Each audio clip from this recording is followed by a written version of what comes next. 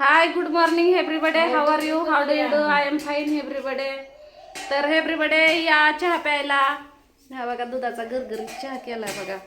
काय करू, उठायला लय उशीर झाला. इकडला डोळा सुजलाय ना माझा, त्यामुळे जरा उशीर झाला उठायला.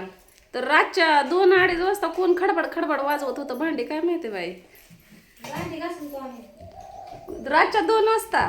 2 का कशाला 3 वाजता उठलोय. तुम्ही भावाने बोला. भावाने बी टकोर उठवले. 2 वाजता उठले. 2 वाजता अहो 2 वाजता लय खडबड खडबड वाजायला लागल्यावर म्हणलं बाई काय काय एवढं खडबड वाजतंय. म्हणलं कुत्रच भांडी चाटायला लागले तर रस्ता मला उठून हाड हाड म्हणायची होती. पण परत ध्यानात आलं की इथं काय कुत्रं पाळलेलं नाही. मग पाळलं या. कुठं पाळलंय तेव्हा मला तर दिसलं की नाही. काय पाळलं? कुत्रं 2 आहे ती. एक कुत्रा आहे. पण ही दिसलीच नाही ते इथं. घरी येत नाही, दारातलं येत नाही. तिकडे असते शेडमध्ये बसाय. भाकर टाकली का खाऊन तिकडे असते. रानात असते ती काय. तर तिकडं असते ती जणू कुत्री, इथं नसते ती. पण मला वाटलं तसं की इथं मी आल्यापासून अजून एकदा मी कुत्रं बघितलं नाही आणि भांडी कोण चाटायला लागलं. मग म्हणलं उठावंच. आमच्या कुत्रीची सवय नाही, घरात येत नाही. नाही ना, लय चांगली कुत्री म्हणायचं. पण आता कुत्र्या मांजराची लय किळशी येते, ती अशी चाटत चाटतात भांडी ही ते म्हणून नाही. घरात. ती भांडी चाटत आमची कुत्री. तर मी सांगायला लागली होती. तर रातच्या 2:15 वाजल्या होत्या.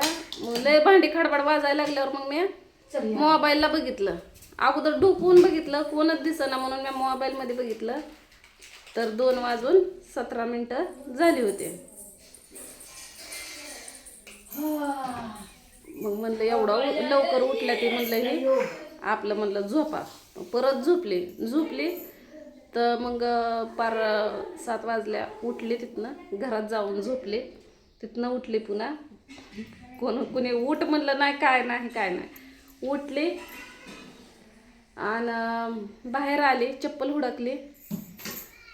म्हणलं शेंगा तकलीफ देते तर काय की, पण नाही दिल्या शेंगांना तकलीफ. आपल्याला चालायचं होय. ते पूनम ताईची आजी आहे, आमच्या दोघीची मैत्री आहे. आम्ही दोघींनी मैत्री केली गेल्या बारीनच आहे का ना आजी. आपल्या दोघींची मैत्री आहे ना. त्यांना नाही येत ऐकायला. हळू बोललेलं नाही ऐकाय आणि वरडायला मला अवसान नाही. घसा दुखतोय माझा. चहा प्या. कोण मला म्हणताय? तुला म्हणते हां पिते. त्या म्हणत असताना बडबड करायला लागली या चहा पी. म्हणलं तर पी नाही.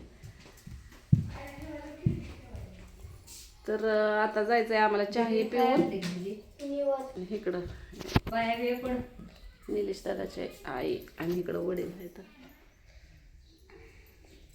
चहा बी प्या की.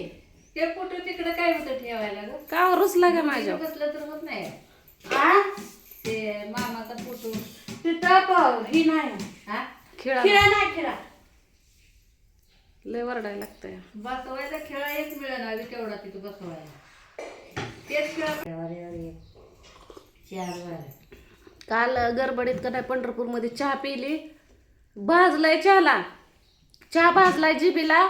ते आता चव बी लागत नाही, काहीच नाही त्याला. भाजलंय.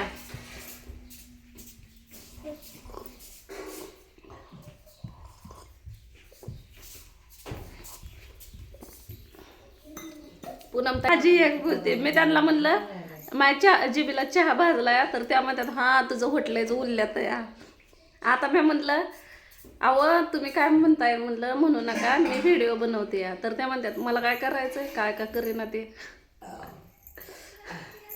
ऐकाय येत नसल्यावर असं होतं.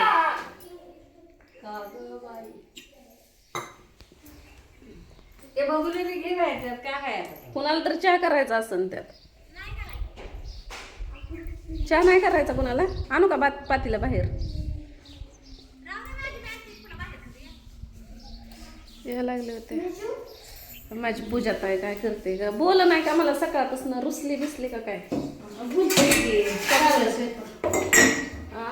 स्वयंपाक पाणी चालू आहे.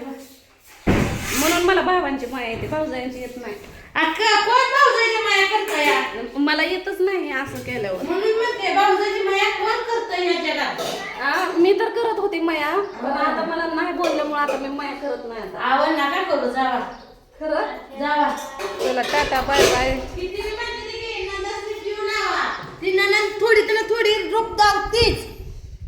सासू कधी आई झालेली बघितली म्हणूनच म्हणते ननंद कधी बहीण झालेली बघितली. आणि एकदा प्रचार झाला ना ते काय म्हणतात की किती जरी अगोदर प्रचार केला आणि पुन्हा का नाही सगळे निवडणूक झाल्यावर परत कुणी कौतुक केलंय का कुणी प्रचार केलाय का मग काय काय बघा कालच्या ही परवाच्या शेंगा आहे त्या तेव्हा काही किती दिवसाच्या आहेत माहित नाही पण तेव्हा तिकडल्या एका दिवसाच्या शेंगा आहेत त्या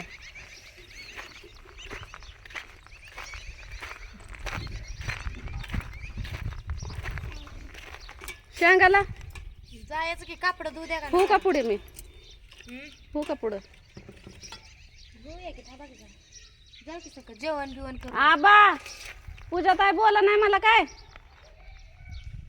आबाला बी ऐका येईना आईला सगळीच रुसली काय माझ्यावर का आबा ऐकत नाही आता भाव आहे तुमचा.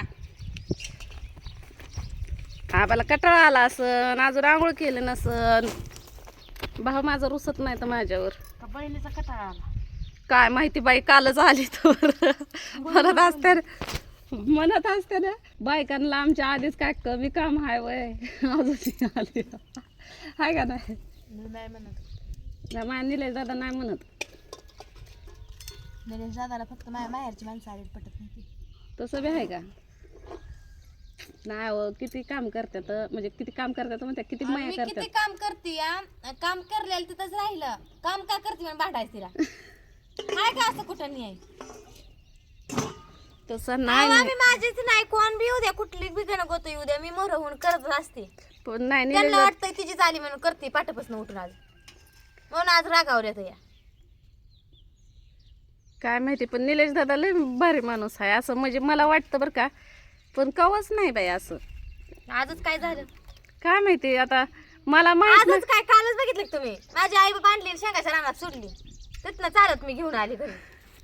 मग तिथं काम होतं त्यांचं कामातून आणायला गेलं बाय मला तर नाही बाबा खुनसाडवाणी करत आणि माझ्यामुळं नाही भांडलं बहीण आहे शेवटी बहिणीला कोण करतं का. बहिणीला मी नाही. जाती म्हणलं देवाला आता केलंय निवड हे आपलं बी हम्म. तर देवाला गेली बिल तर बघ कुणाला चुरून जाते कोण तुला जा म्हणलंय कशाला भांडणं घरात करून मग ते देवाला जाण्यात काय अर्थ आहे म्हणून नाहीच म्हणलं राहू द्या मरू द्या जायचं नाही देवाला तर नाही राहिलं.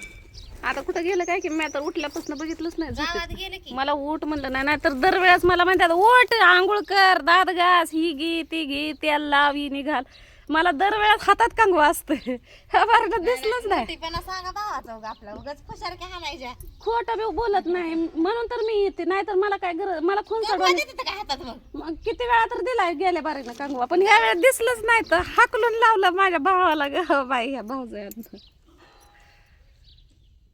नाही निलेश दादा माणूस लय भार लय माणूस के दुनियाची माणूस के कोणी काय म्हणलं तरी मला खरं वाटणार नाही ज्या टायमाला का नाही माझ्या बरोबर घडल ना तवाच जोपर्यंत माझ्या बरोबर घडत नाही तोपर्यंत मी कुणावर भरोसा बी ठेवत नाही म्हणजे निलेश दादाबद्दलच नाही कुणाबद्दल पण असू द्या जोपर्यंत मी माझ्या स्वतःच्या कानानं किंवा डोळ्यानं बघत नाही तोपर्यंत माझ्या बरोबर जोपर्यंत घडत नाही तोपर्यंत आपण कुणावर भरोसा ठेवत नाही.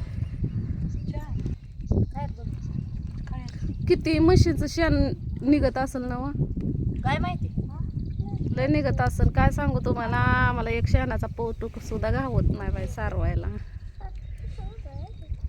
खरं बरं कारवाईसाठी शान शान करते लय मला शेणाची काळजी लागते शेणच नाही आमच्या इथे जर्शीवाली शेण उचलू उचलू खायला येते तुम्हाला शान पाहिजे घेऊन जाऊ आता जाताना अहो मी मग घेऊन जाईल पण इष्टीवाला मला इष्टीत घेऊन द्यायचा नाही ना मला सारवाय नाही बाबा म्हणायचं भावाच्यातनं घेऊन चाल वा नवळा चला आता आम्हाला थोडंसं काम राहिलं ह्यांचं झालंय वाटतं स्वयंपाक मला तर स्वयंपाक झालेला पण माहीत नाही काय नाही आता आम्ही निघणार आहे शेंगाला मी म्हणलं आम्ही जातो पुढं म्हणलं परत लय ऊन होतं या साडी दुसरी देऊ होतं मला घालायला डाग पडते ते याला मग मी माझीच घालते की दुसरी आणली का दुसरी हां एक पांढरी साडी आणली आहे जयंतीला घालाय आणि काल एक घातलेली अजून एक आहे की आता हलके आहे ना हलकीच आहे मला लय गरम होतं ही साडी लय वेळा घातली आवडते म्हणून ब्लाऊज शिवून नाही का चुकलाय थोडा म्हणून घालत नाही पण हे होतं की मॅचात अजून एक दुसरा मॅचिंग घेतलाय मी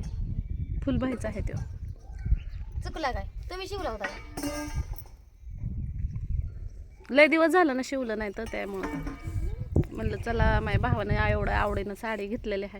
पण निलेश दादांनी जेवढ्या पण साड्या घेतल्या ना तेवढ्या सगळ्या मी घातलेल्या आहेत. एक सुद्धा मी असं का नाही बिगर घालता ते ठेवली गेल्या नाही. वर्षी रक्षाबंधनला घेतलेली काटापत्राची रक्षाबंधनला घेतलेली काटापत्राची तेवढीच नाही घातली. तक्षशिला तीच नाही घातली कारण मला तशा साड्याच नाही आता. म्हणजे पहिले लय हाऊस होती, लय कौतुक होतं आणि तेव्हा मी घालायचे आणि वाटायचं म्हणजे नाही का ही असली साडी लोकांच्या अंगावर बघून वाटायचं बाया माझी नशिबी साडी आहे का नाही. आणाय गेलं तर लय महाग वाटायचं. काटापत्राच्या साडीची लय हाऊस. दिवाळी तर आलाच नाही तो. आणि दिवाळीला नाही येणं झालं.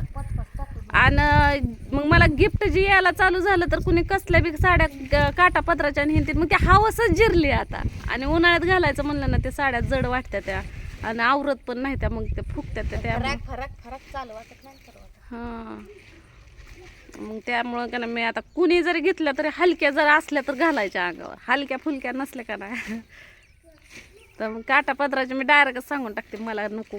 उगा हितनं तुमच्यापासून न्यायचं घरात, वजन ठेवायचं घरात आणि परच्याला मग ते असं गिफ्ट आलेलं मला असं लोकाला देऊ पण वाटत नाही.